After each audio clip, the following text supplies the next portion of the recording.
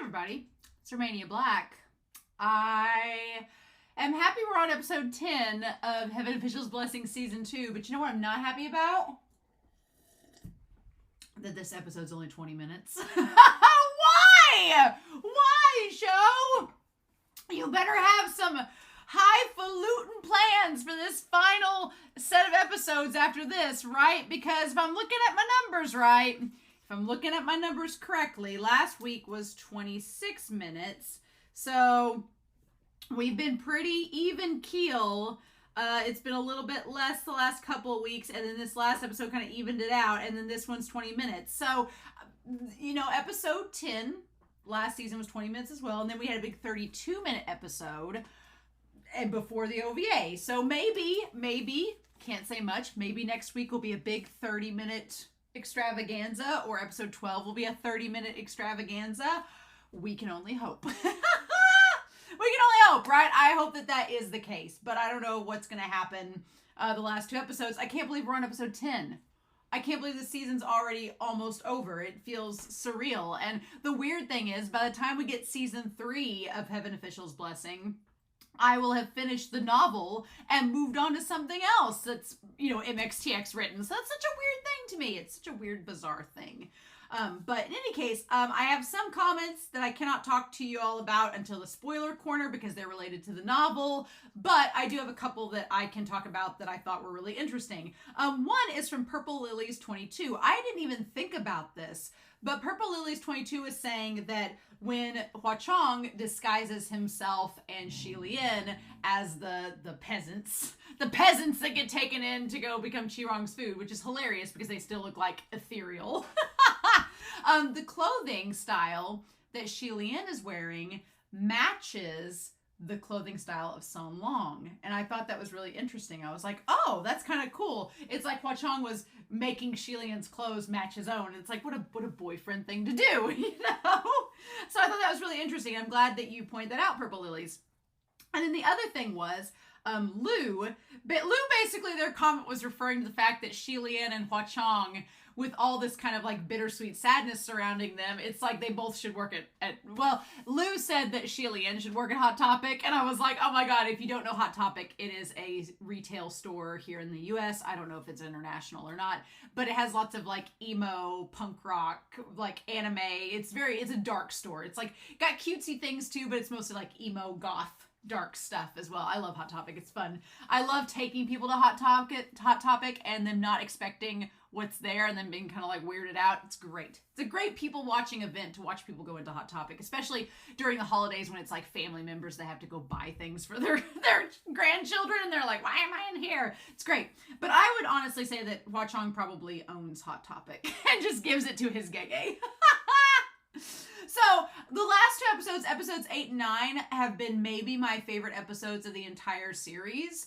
I love Qi Rong. I love how he's done. I cannot wait to hear him in the dub. Part of my goal once I'm done watching this season is to go back and rewatch all the seasons in the English dub. I'm probably going to go ahead and start season 2 of the English dub on my own just because I want to hear what Qi Rong sounds like. So that's exciting.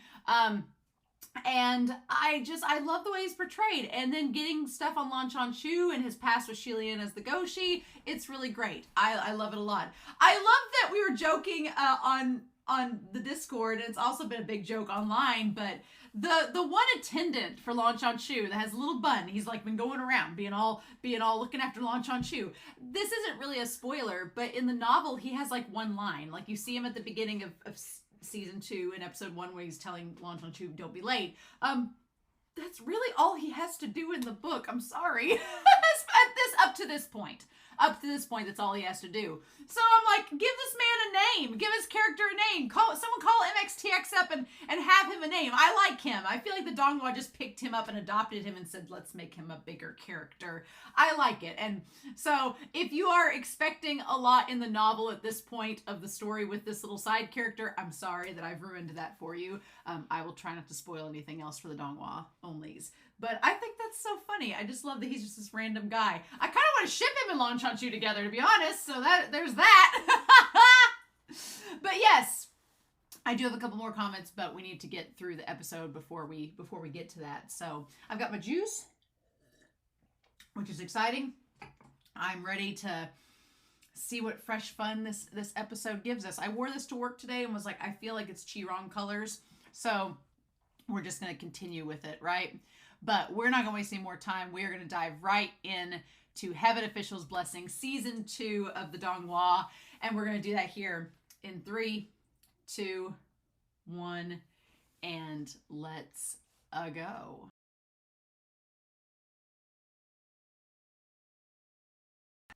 Well, nothing was happy about this episode.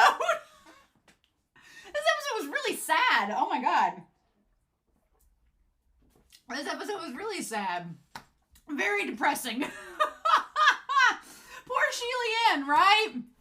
Oh, there's a lot of spoiler stuff to talk about, but we'll save it for that. But I do like that they draw Anla, who is the descendant from Xie Lian's country, that they do draw him looking very much like Xie Lian. Like, you see, like, the eyebrows, the eyes. There's definitely a distinctive feature, and I like that about it. I like that they make him look a little bit like Xie Lian, but a little bit different. And at times he looks kind of like Qi Rong, which is interesting. But yeah, I also just all these guys that clearly look like villains that are helping him. Oh my god. At first, when the family, Lan QianQiu's family, come up, they're kind of very dismissive and kind of arrogant towards Anla, and I was getting a lot of Modao Zushi vibes throughout this entire scene. But then you have Lan QianQiu's mom that shows up along with the emperor, and they're so kind to him, and Lan QianQiu definitely taking after his mom, and they're so nice and everything. It kind of just makes you really sad. What's also really sad here is that Anla is supposed to be, childhood friends with Lan QianQiu, and he was adamant that Lan QianQiu be there, meaning that he was going to kill Lan QianQiu as well. And so that's really sad, right? It's really sad, because you're like, oh man, Lan QianQiu, he's such a lamb in this flashback, and he's so innocent alongside his buddy there that's helping him get all the things. His buddy that's like Flounder from Little Mermaid. And then to find out that his childhood friend was going to implicate him into the Golden Banquet, the red wedding of Heaven Officials Blessing, is so sad. Like, it's really sad, right? And then to find out that they actually slaughtered the family, and Xie Lian came in and took the blame and shouldered it and finished off the father so that Lan QianQiu and them wouldn't undo the coexistence that they all had gathered. I thought it was interesting too, because you had Qi Rong that was involved in all this, and all of the guards ended up becoming like his little minions, and their skin turning green to me means that Qi Rong had influence in it, because they could have been Qi Rong's goons that he sent to help Anla. We don't know for sure, but it's really sad, right? Meanwhile, I like that Xie Lian's just casually reading, have a little poetry session, and then Lan QianQiu's little friend comes in. He's like, "Oh, don't mind me," with the jade pin. So sad, right? The jade pin was also giving me Modao Zushi flashbacks of the dad of Wei Wuxian's foster father, like getting the jewel for the madame, and then it all going to hell. I'm like, MXTX will not have a story without a banquet going awry. I can't wait for Scum Villain to see their version of it. Although Scum Villain, the only thing I know about Scum Villain is that it's the oldest of the 3 stories. This is the youngest. This is the baby child. Modao Zushi's the middle child, which is exciting. I don't know anything about Scum Villain. I don't want to know anything about Scum Villain. Don't tell me anything about Scum Villain. I want to be surprised and find out, because I know nothing about it. I just know it was the first story MXTX wrote. So there may not be a Gilded Banquet scene in that story. We'll just have to wait and see. It's going to be here before we know it. But we get the idea of Xie Lian, of him talking about, he's like, I heard about the luxurious golden hall, and he's like, why didn't you attend the banquet and everything? And Xie Lian has this flashback, and we see his parents. Like, we see Xie Lian's mom and dad, and they're just sitting there looking so regal. And then the next second, we see, presumably, them hanging there. Now, what that means, what that foretells, we don't know, but there they are. So there's like a little twinge of sadness there that we don't get an explanation for at the moment. So interesting, right? And then of course he's like, hey, Goshi, you still there? And Xie Lian's like, sorry, I was having flashback. It's creepy. And so yeah, he's like, I was, talking about Lan QianQiu, about the people of Anla and about the people of Yongin, and how the situation for the descendants of Shanla has greatly improved because Lan QianQiu's parents have given them amnesty and let them stay there. And they talk about over the last 5 years, them working to have Shanla and Yongin relations kind of fixed and to help make that better, right? I feel like I understand why Xie Lian wouldn't want all of that to go to waste, because in his final moments, it seems like the dad kind of says, oh, we did all these things and they still came and tried to kill us. And for a second, Xie Lian kind of seems to think that the king goes back on his word and thinks he was wrong in what he was doing. And Xie Lian did not want that impression to imprint on Lan QianQiu, so he takes the blame, shoulders it all, and that way Lan QianQiu won't stop what his father had started, right? And so I like we see Lan QianQiu trying to tell his friends down there, being like, let's go visit Shanla and see all the things. Won't that be fun? And the king says the people of Shanla are no longer the cruel tyrants and villains the previous generations portrayed them to be. Now we know Xie Lian is from Shanla, and so the question is Xie Lian, was he part of the villainous group that the emperor says they were portrayed to be? We don't know. We don't know that, but it's interesting that we see Yongin and we see Lan QianQiu and the dad and how they view Shanla's people as being cruel, but then we see Shanla's people with all their art and theater and stuff, and it's like, a theater kid? Cruel? What? Are you sure? Are you sure the theater kids being portrayed as the villains while the jocks are portrayed as the innocent heroes? What? It's interesting. But the dad being hopeful that future generations will not be like the past. And that smile that you see Xie Lian have, oh my God, where he's just like so happy and he's like, yes, just having such thoughts is already the most difficult step. And I love that we see Xie Lian's full face there. The idea of thinking that peace is possible and the idea of thinking that there can be a moving forward coexisting is the hardest step, and you've already taken it. So you're already in the right direction. But then, yeah, we have all of the playing and dancing. A lot of it reminded me a lot of Paradise Manor, especially the dancing. And then again, I'm getting major Modao Zushi vibes when we see everybody sitting around drinking and stuff and the little seats and everything. And then it all just goes to hell. There was also like a little kid that looked kind of like Goozy just sitting there. Yeah, you see this little kid that looks like Goozy almost sitting there getting food. And I know that's not the case. It's just the animation style, but still. And then they go to make their move. And poor Lan QianQiu, like it's like such a setup. It's very, the cliche kids like, come on, we're missing out on all the fun. And then they show up and something traumatic's happened. Same old song and dance, right? I'm glad the friend didn't get hurt. Because for a hot second, I thought the friend was going to get hurt. And I was like, no, leave him alone. We just now got attached to him, damn it.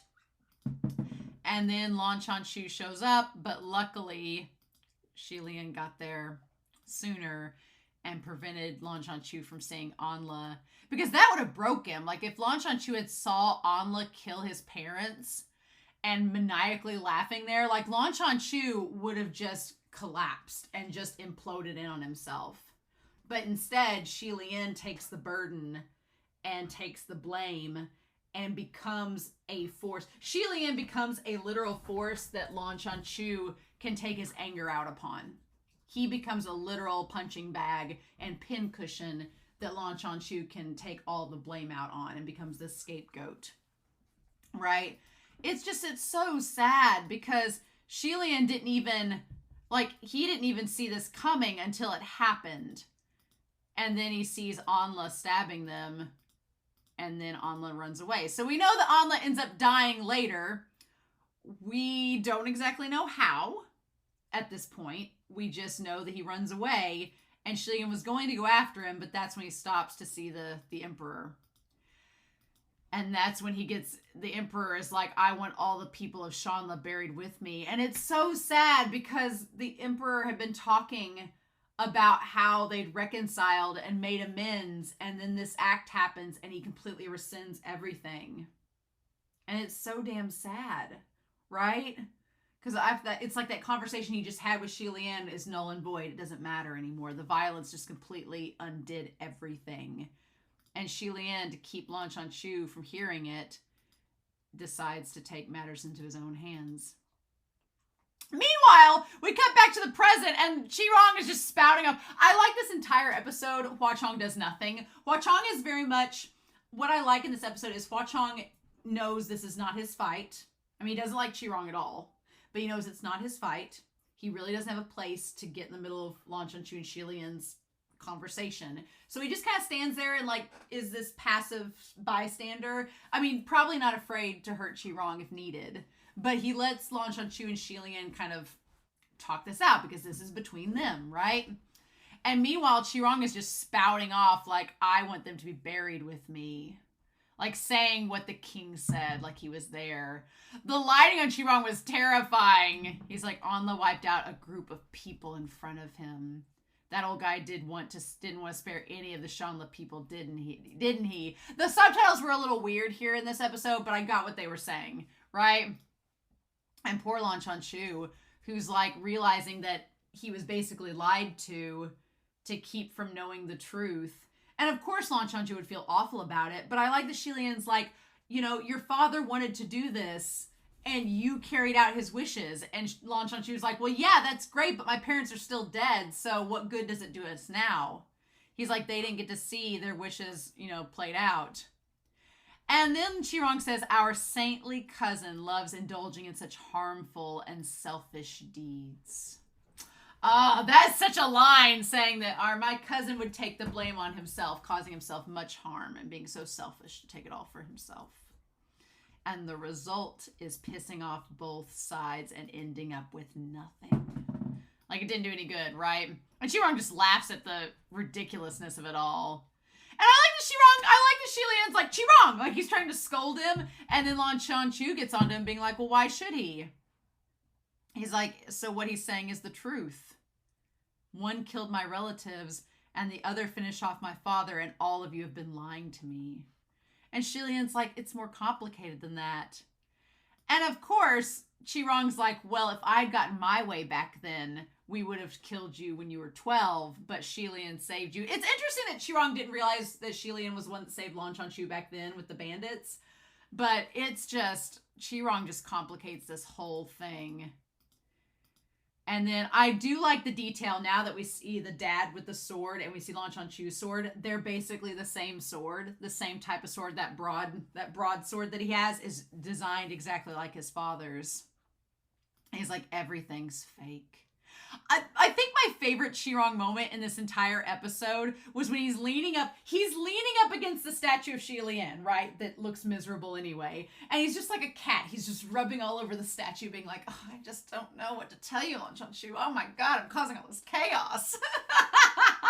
It's such a weird moment, but I love it. It's very Qi Rong. And he's just musing whatever he's saying. And he's just like enjoying how pissed off Lan QianQiu is getting, right?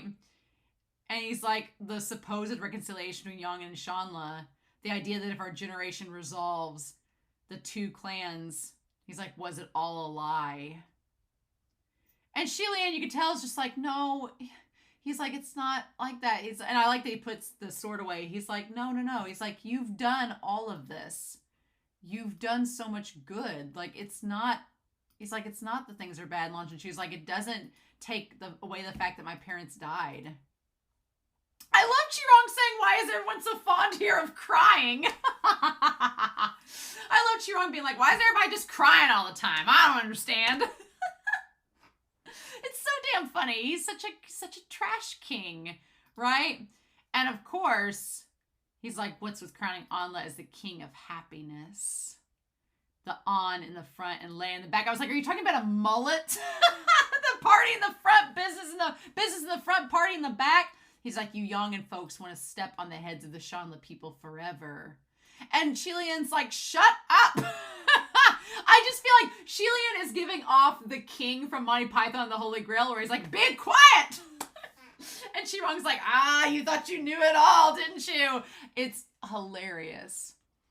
And he's like, the luxurious golden hall killed my relatives and you were pulling the strings behind it. And Qi Rong's like, I did pull the strings behind it. And damn! That's when Lan QianQiu just slices him in half. I honestly forgot that happened. I forgot he chopped him in half, and I was like, oh, wait. Oh, I forgot that. I remembered the next part that happened in this episode where he puts him in the vat of boiling water and boils him alive. But I forgot the part where he chopped him in half, so that part did deliberately surprise me. I was not faking that. I was like, I do think it's very interesting how they censored it. They got away very, very cautiously. Like you see when he lifts up Qi Rong, there's nothing there. It's just his upper half, and he tosses him into the vat of boiling liquid. They had to censor that pretty heavily. Like there's not a lot of good, which is still curious to me. Very curious to me. And I guess I get why. But they just showed us a scene of people getting stabbed. The queen gets a sword impaling through her. Everything. There's blood and guts everywhere. But then we can't see Qi Rong cut in half? Does China have a law where only the red shirts can show gore, but if they're an established character, we can't show them getting injured? Like, what?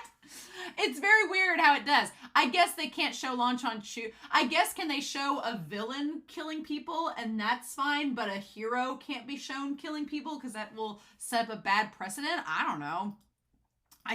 God, Lan QianQiu grabbing him by the hair and tossing him in the vat. And I don't know why, but the animation of Qi Rong just splashing about like this is so disturbing, but creepy, and I don't know what to do with it. Oh my God, what a weird thing. And Lan QianQiu being like, let him taste what it's like to be cooked alive. That scene happened very quickly, but it is really sad that I remember reading the novel at this point and feeling really bad because Lan QianQiu, who's been this innocent lamb of a character, he's a himbo. He rushes in without thinking sometimes, and he's kind of, a himbo and everything. But he's always been kind of innocent. At this point in the story, it's like he loses that innocence when he realizes how he's been deceived all these years. And it's just like that little sheen kind of is gone from him. And he does this even though it's to Qi Rong, he does this cruel act of literally boiling him alive. And Xie Lian's kind of horrified by it. And he just demonstrates how anybody can be cruel no matter what. And it's really sad. It just makes you feel really bad. You're like, because why did he get to this point? And he's like, he's the enemy. Can't I make him suffer a bit too? And it's sad because it's like Lan QianQiu, he was like Harvey Dent off The Dark Knight. He fell off of his horse, And then Qi Rong saying, congratulations, cousin. Your disciple has grown wings. Being like, look how great your disciple turned out, boiling me alive. He knows how to torture people now. It's so sad. Like, I hate Lan QianQiu resorting to that, even though it's Qi Rong. And he disappears. And of course, Xie Lian immediately thinks back, oh my God, we get this little flashback. And there's Qi Rong looking like a little kid. Oh my God, next to him being like, my cousin. Saying no one in the world can compare to you, my crown prince cousin. I'm not ready to see baby Qi Rong. I'm not. They showed us a little shadow figure here. I'm not ready to see baby Qi Rong. No. And then we see him like with the green robe. But what's interesting here is he's in the green robe like he wears now, only looks plainer. But the pose that he's in is the same pose as the Xie Lian statue that's bound up. It's on its knees, looking crestfallen. Like the way he's posed is exactly the same as the Xie Lian statue. And it shows him crying. And then it shows the palace and everything burning. And Qi Rong saying, to hell with the Prince of Shanla. Burn him to ashes. And Xie Lian just sighs. I'm like, what we just witnessed in this little flashback is worth more than... like, it's worth a little bit more than that. I feel like I'd be a little bit more traumatized than that. But Xie Lian's just like, Like, it's so saddening how numb Xie Lian seems to be of the past. And I like that Hua Cheng. Now, normally, do I think Hua Cheng sympathizes with Qi Rong? Oh, hell no. But he was just saying this to Xie Lian so he'd feel better. He's like, now Qi Rong ain't going to die. He's like, he's not going to die until you destroy the ashes. So probably what we saw was just a puppet, an avatar. It wasn't the real thing. And then Lan QianQiu says, well, fine, I'll go find him and use his ashes to pay respects to my mother and father. And then he slices the pot and, like, drains the liquids and goes. And he just gives Xie Lian the cold shoulder, which sucked, and just went on his merry way. And Xie Lian's like, what do I do? And Hua Cheng's like, look, he found the truth out. Let him be. Let him cool off. And that's when Xie Lian's like, is the truth so important?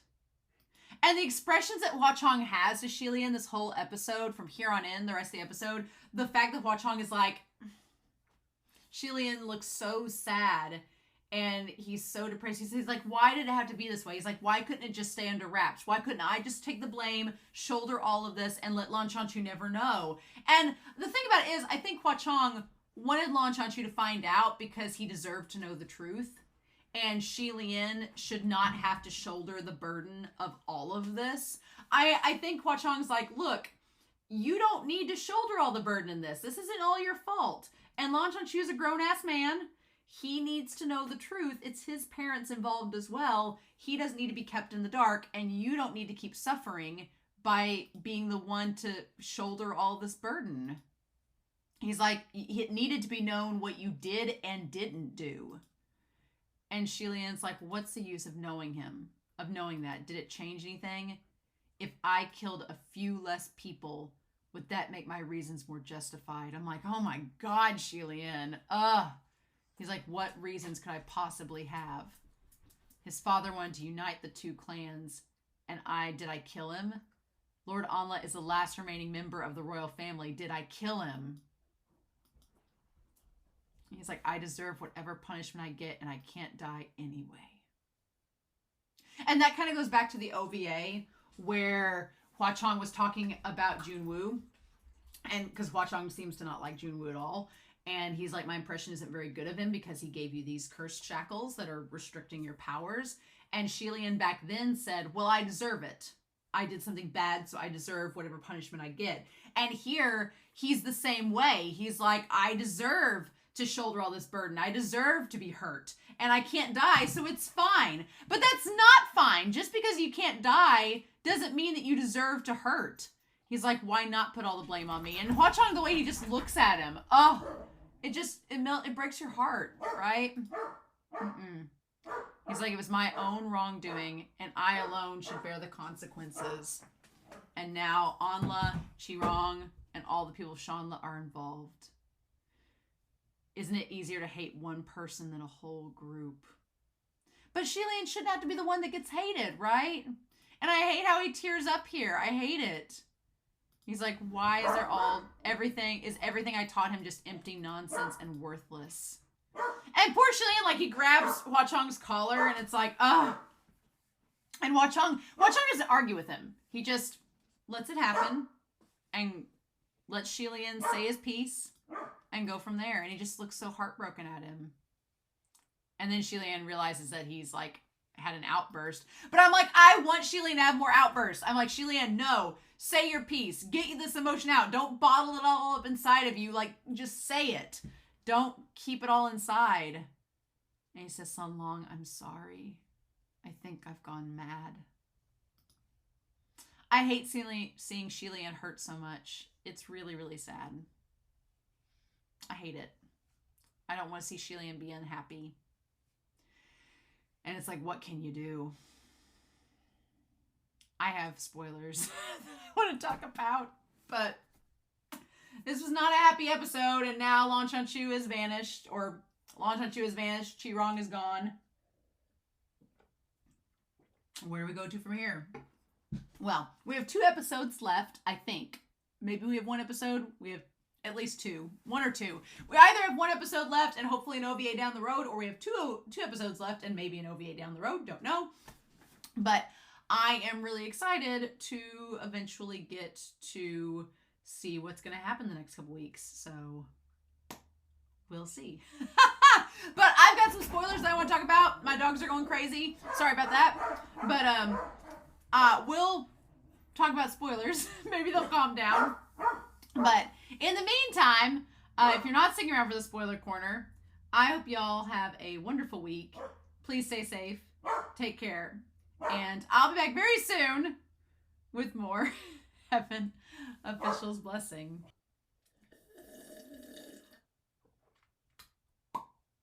Huh.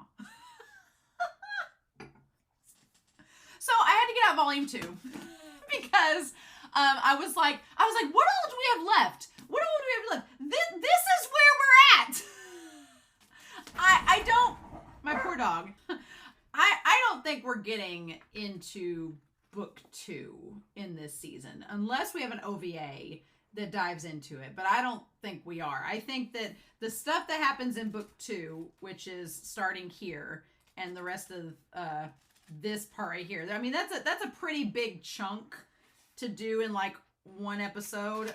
I don't think that's happening. I think they're going to save that for season 3. I would like for them to end the season with Xie Lian bearing down the sword onto Qi Rong. I would like to see them end the season there, but it's like, okay, we ended this episode like on page 244 where he says, I'm sorry, where he says, I've gone mad. And we don't get to hear Hua Cheng say it's you know, it's my fault, it's nothing. So what we have left to cover is basically Xie Lian and Hua Cheng being like, you know, kind of giving more hints that it's him. And then we have Feng Xin and Windmaster showing up. We have that happening. And that's when, I forgot, that's when Hua Cheng like makes the rain blood down on Feng Xin. I hope that happens again. And then we have them going back to the Heavenly Court. Xie Lian and Hua Cheng like part ways. And then they touch base with everybody up in the Heavenly Court. Junwoo's kind of like, I don't know about that Hua Cheng. He's pretty suspicious. And I'm like, right. And then Xie Lian goes to the mausoleum to visit his parents, and that's where he sees Qi Rong. Now, if we had a giant 32-minute episode next week, we could definitely cover all that. I think we could get to the mausoleum next episode. I don't know why we couldn't. We might have to like cut some of the Heavenly Court stuff close, but there's not a whole lot that happens there other than Junwoo being like, I don't know about this. Now, there was something mentioned at the very end of this that I'm going to be curious if they include it in the actual episode of the Donghua. But Junwoo makes a comment to Xie Lian saying that those that become supremes have suffered great acts of suffering, and either they ascend or they're doomed to hell, which is kind of funny because we just found out in the novel where I'm at now that Hua Cheng ascended, essentially, and then came back down. So I thought that was a funny little foreshadowing going, oh, back in volume 2, huh? Back in volume 2. So I'm going to be very interested to see where we get next episode, and if we get to the mausoleum next episode, or if they're going to save that and spread it out and make it till the end. I think we'll get to the mausoleum by the end of this season. The question is going to be if we're going to dive into book 2 or not. That's going to be the question. And I'm kind of fine either way with it. I'm curious what they do with this. I will be honest, talking about spoilers at this point, I'm glad that we do get more with Lan QianQiu. I talked about it last week, and this week I'm kind of still in the same boat. I'm glad we get more with Lan QianQiu and Anla. I don't know why. For some reason, in my head, I thought reading the novel that Anla and Lan QianQiu were actually friends and were close. To me, it just seemed like in the novel, Anla was like, he wasn't mad with Lan QianQiu. He was mad with the people of Yong'an, and he was mad with the royal family, with the exception of maybe his parents. But he didn't hold any grudges against Lan QianQiu. It's just Lan QianQiu was one part of this bigger problem that Anla didn't like. In this, they really kind of make it out that Anla didn't like Lan QianQiu and was going to kill him alongside everybody else and was indifferent about him, which is a very different vibe than what I got in the novel. So I thought that was interesting. The goonish guards that turn out to be Qi Rong's minions helping Anla is interesting. I didn't notice, like, seeing the rest of the family being so dismissive of Anla, with the exception of Lan QianQiu's parents, gave a little bit of a layer of Anla's justification for being mad. But again, Anla in this Donghua adaptation is a little bit different than how I envisioned him in the novel. Not that it matters that much, but also I was trying to spoil it in the reaction, the non-spoiler corner, but I really genuinely thought that the little attendant was gonna get stabbed in this, but then I forgot, and I was like, wait, no, he ascends with Lan QianQiu, so that can't happen. He's fine. But I was just like, oh God, this series really made you think for a second he was maybe in trouble, right? I am mad about one aspect of this episode, though. I was genuinely upset. And when I saw it, I had to literally, my brain stopped processing for a minute. And during the reaction, I kind of just zoned out and was like, I can't believe they just did that. Why, Donghua, would you show us the parents hanging? Why would you do that? That is a spoiler. That is a book 4, volume 6. Like, I guess they're banking on the fact that 4 years from now, or 6 or 8 years from now, you're not going to remember that little tiny detail from this episode. But when I saw the little image of the parents hanging, I was like, why would you show us that now? That's such a spoiler. Like, every Donghua only is going to be like, oh, well, Xie Lian's parents hung themselves, or they were hung. I can't imagine how they died. That completely, I mean, I guess maybe people that are Donghua only watching this episode will be like, oh, they end up getting hung by someone. And maybe they get attacked and captured and hung. Maybe it's not apparent that they hung themselves. Maybe not. But I'm so glad I read the novel first to this point before getting here, because I was like, oh, huh. I was like, that's a really, like, crazy moment to just spoil for your audience. Maybe they're banking on the fact nobody will remember it 8 years from now when they get to that in book 4, but I was kind of taken aback. I was like, that is really, I was a bit upset about that, if I'm honest, because I was like, if I was a Donghua only and wanted to be surprised by the novel, the hanging scene is one of, like, the most traumatic parts of the entire book, and to just get it spoiled like that here, I was like, show, why are you doing that? Why are you doing that? That was weird. I was not happy about that. That was probably the only part of this episode I was like, I don't like that. That was a bad choice. But regardless, it was nice seeing Xie Lian's parents animated. That part was really good. I enjoyed seeing that. Baby Qi Rong, I'm not ready. I'm not ready for little kid Qi Rong, because they make him look a lot younger in this little flashback than how I was expecting. And I'm like, oh shit, no. If they make him look anything like Goozy, I'm done. Dunzo. Little cousin crown prince. I'm not ready for that. Nope. Not ready for that at all. I'm not ready for the flashback. No, I'm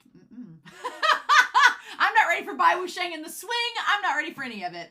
But yeah, I thought that was a nice touch. Give us some extra Xie Lian angst. Having him in the same pose as the statues and then seeing a Shanla on fire. A lovely precursor to book 2, right? A lovely precursor indeed. But yeah, I think that honestly, at this point in the novel, I was a little bit disappointed in the novel that we didn't get more with the banquet, and we didn't get more with at this point reading the novel, I'm kind of sad we didn't get more about the coffin and Xie Lian being in the coffin by Lan QianQiu and what happened, how did he get out of the coffin, what ended up happening. Maybe we'll find out in volume 8. I don't know.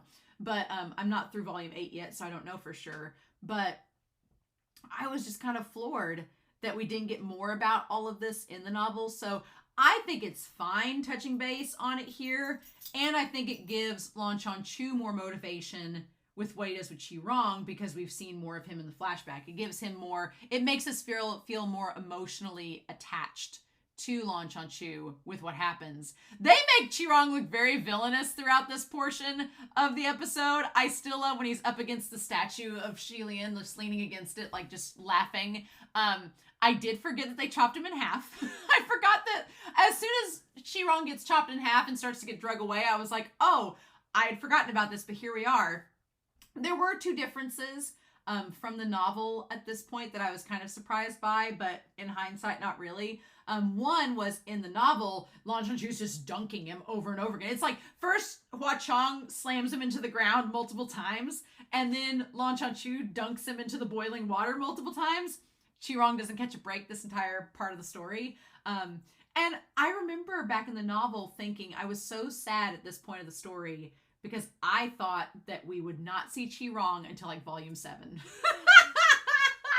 I thought when Lan QianQiu dunked him into that boiling pot and he disappeared, I was thinking to myself, and I'm pretty sure I said it in the reaction way back then, I was like, we're not going to see him again till like volume 6 or 7. He's gone. And then 2 chapters later, he shows back up, and you're like, never mind. Psych, joke's on you. So that's going to be fun to see him come back so quickly. That's going to be a lot of fun. I hope we get to it. That'd be great.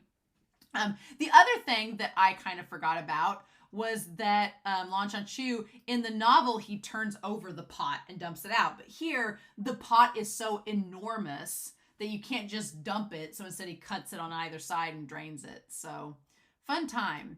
But I feel for Xie Lian.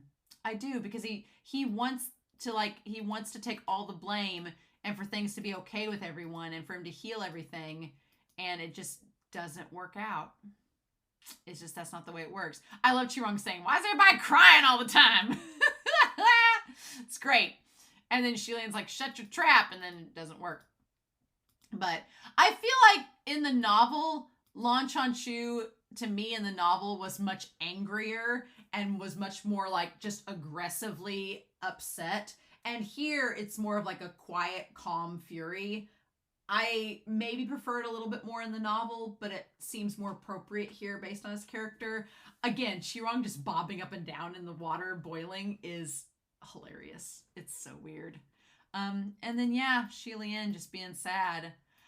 And we know as the audience that Hua Cheng has been by Xie Lian's side from the beginning and how sad he looks. And Xie Lian's like, why can't you just let me take all the burden? Let me suffer.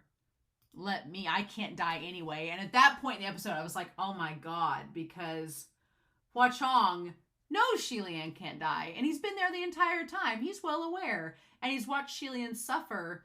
And so he's like, no. He's like, Xie Lian's biggest weakness is that he self-harms and he tries to put the hurt on himself rather than where it belongs. And Hua Cheng's like, you don't need to shoulder this.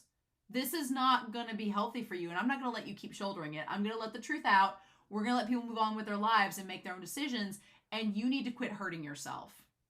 Which, compared with Junwoo, who just keeps hurting himself more and more and more to the point of no return, Hua Cheng is there to keep Xie Lian sane and to anchor him from that happening.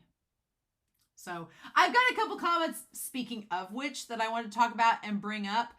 One was Anime Annie talking about Hua Cheng and Qi Rong and that conversation they had back in episode 9 where he's like, the history books are written by the victorious.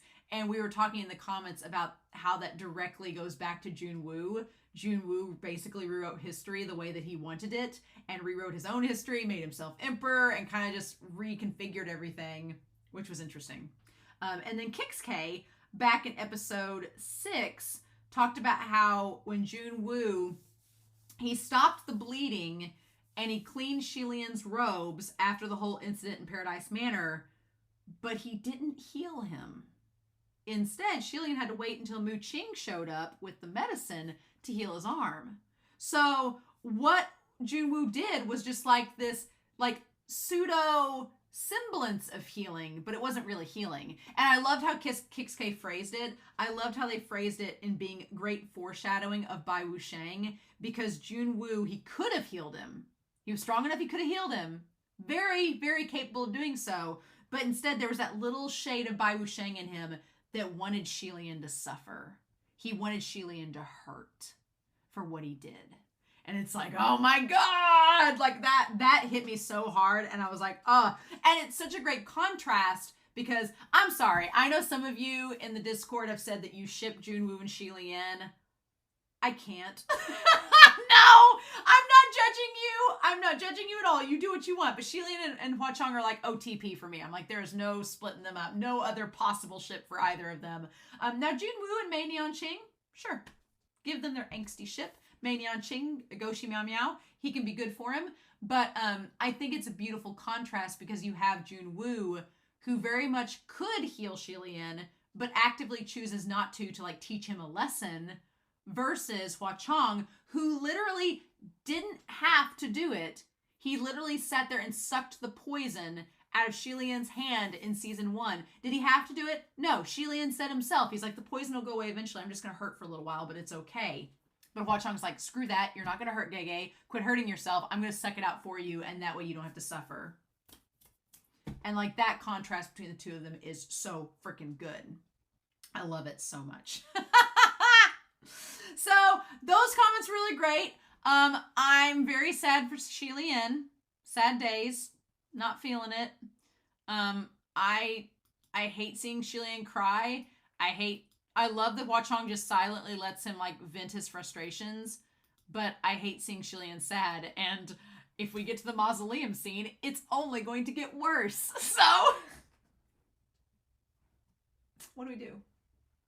We don't know whether to laugh or to cry, do we? So I'm really excited for next week. I would love a giant episode to get us to the mausoleum. That would be an amazing show. That would be amazing. I think either one of 3 things are going to happen.